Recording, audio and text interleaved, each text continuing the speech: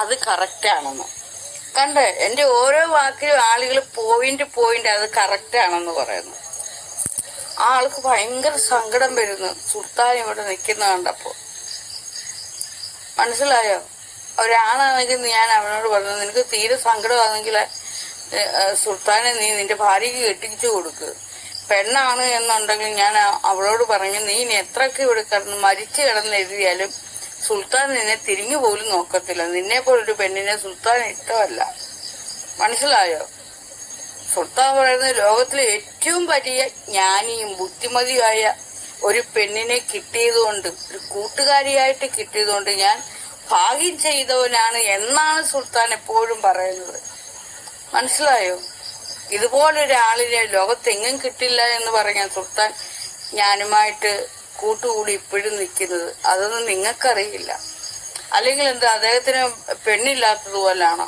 ലോകത്തുള്ള എല്ലാ പെണ്ണുങ്ങളും അദ്ദേഹത്തെ വിളിക്കുകയും പറയുകയും മിണ്ടിയൊക്കെ ചെയ്യുന്നു. അദ്ദേഹത്തിന് വേണമെങ്കിൽ പോകാവിടെ. എത്രയോ ആണുങ്ങൾ അങ്ങനെ പോകുന്നു.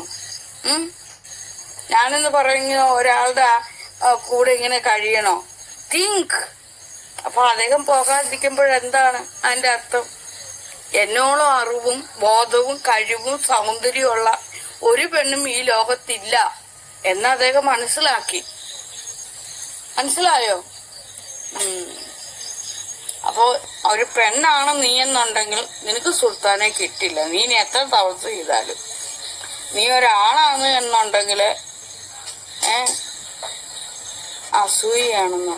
അസൂയെന്ന് പറയുന്നത് അത് അവക്ക് അസൂയ. അവക്ക് സുൽത്താനെ എന്നും കണ്ട് സുൽത്താന്റെ മുഖവും മീശയും ഒക്കെ കണ്ട് അവള് ആ പെണ്ണാന്ന് ഞാൻ പറഞ്ഞു, നീ വിരലിട്ട് മരിക്കരുത്. മനസ്സിലായോ? നീ എത്രയും പെട്ടെന്ന് ഒരു ആണിനെ പോയി കണ്ട് ആ ആണിനെ കൂടെ താമസിപ്പിക്കുക.